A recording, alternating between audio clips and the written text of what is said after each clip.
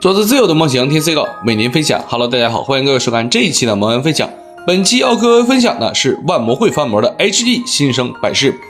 那么这个厂子按理来说应该也就是集魔社换个马甲，完全看不懂啊，也不知道为什么总换名字或者换马甲。不过名字并不重要，最终我们还是要回到产品的素质表现。本狗模型目前的价格是37.8块，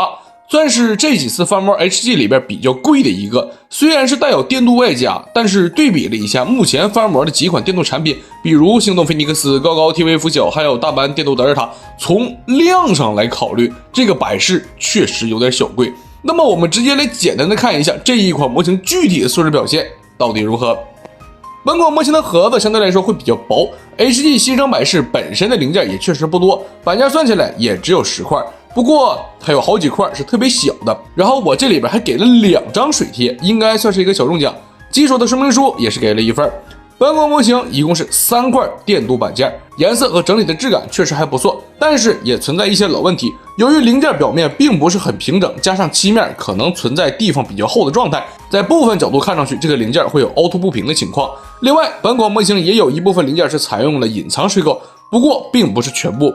镜面效果也还不错，甚至可以当哈哈镜使用。至于细节表现，本身新生百事的刻线就不是特别多，电镀以后因为漆面的缘故，加上本身零件精度的问题，会有一些肉，也算是在情理之中。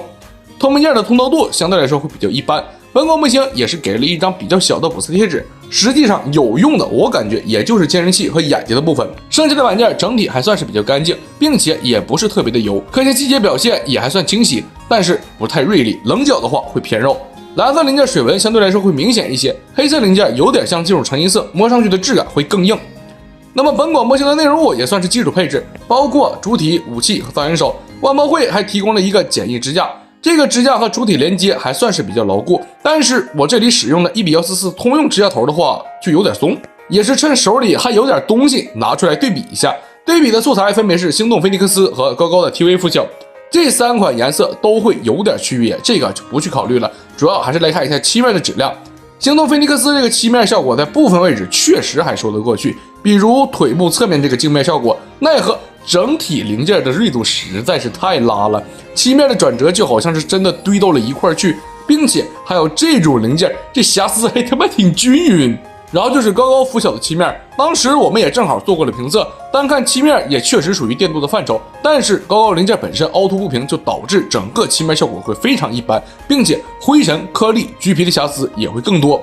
另外就是今天的百事，对于新生百事本身零件比较干净，也没有什么太多的细节，整体看上去还算是可以。不过零件本身也是存在凹凸不平的状态，这个效果在前面的板件里边我们已经有提到了。那么对比高高的话，这一款百事也算是少了一些颗粒和灰尘，但是百事的部分零件也是存在橘皮的。我手中这一款只有造型手侧面是有一些橘皮。首先我们来看一下头部，百事的眼睛是提供了3种样式可以选择，但是我这一款贴纸裁接的都会有些歪，索性就直接选择了这个类似于乱码的眼睛贴纸。另外透明件后方还有一个银色贴纸，但是尺寸裁切的会有些大，不贴也没事儿。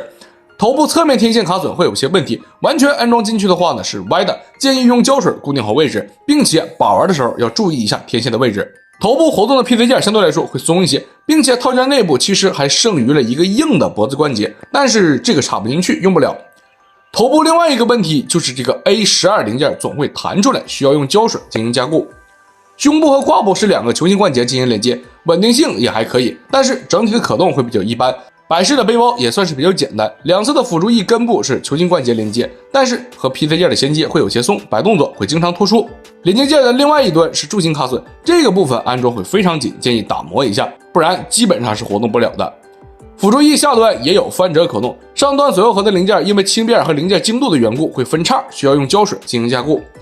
背包两侧还有花槽，用来挂载火箭筒，因为两侧是相同的，所以可以挂载2把，但是不能像 MG 2.0 一样把光束步枪也挂载上去。光束步枪和火箭筒的分件设计也是非常的简单，直接左右合就完事了。火箭筒的握把还是带有一段单独的可动，可以调整握持方向。胯部主要就是前云甲和侧云甲是带有可动，前云甲没有什么太大的问题，侧云甲因为尺寸问题，抬起活动角度会有一定的限制。后肩甲为不可动设计，上方挂载了2个光束军刀剑柄，拆除这2个剑柄的时候一定要注意了，不要直接掰，因为剑柄是2个分件组合，这样掰的话会是直接给它掰断件。首先需要给它向上推，再给它抠出来。这个卡扣也会比较紧，需要注意力度。电镀漆面相对来说会比较滑，加上握持手型的孔位也会比较大，光说军刀握持在手上总会秃噜下来。为了做出挥砍动作，也可以把特效件掰成弧形，建议用打火机燎一下。像我这样直接硬掰的话，会出现白边。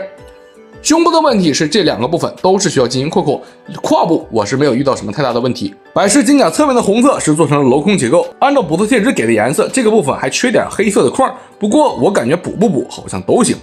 肩甲侧面的零件也是带有一点可动，手臂部分的水口是没有做隐藏处理，正好是在了侧面，只能说得益于底色不是黑色，看上去没有那么明显。除了一对握拳手型，还有一对常见的握持手型。本款模型的手臂关节相对来说会比较紧，并且上臂和肩胛的连接也会比较松，把玩容易松脱，需要加固。同时，针对平转关节也是建议给它打磨一下，剩下的可动也算是比较优秀的状态。百事的腿部属于是半外露状态，小腿部分会露出骨架，针对部分细节也可以补一下色。动力管和小腿侧面的推进器喷口分色都是通过了镂空结构实现，效果还可以。膝盖下端是左右合的外甲夹住一个皮配件，这个部分的关节紧实度对比其他的要差上一些。整个腿部的可动设计是比较简单，加上百事本身也没有过多的外甲干涉，最后整体的可动效果也确实是比较可以。加上翻模的关节紧实度也说得过去，本款模型还是非常适合在手里进行把玩的。那么到此为止，这一款万魔汇或者应该说是极魔社翻模的 HG 新生百事就已经全部的介绍完成了。得益于本身万代的设计比较优秀，加上翻模的质量在这个 KO 圈子里边算是一个还不错的状态，舍弃原本的万代橙银色换成了金色电镀，速度效果也会好了很多。不过日后如果再来一个类似于百事 2.0 那种板喷的香槟色配色，估计也不错，毕竟电镀也算是中看不中用，指纹和灰尘是一个很棘手的问题。本款模型也存在着组合度偏紧和部分关节偏松的问题。关于价格横向对比的话，其实我感觉应该还可以再降一点。就目前来说，如果你做过翻模的 HG， 那么这一款模型的素质表现你应该会比较满意。那么本期的视频到这里就已经全部结束了。如果各位对我的视频感兴趣的话，记得点赞关注支持一下。我们下期不见不散，拜拜。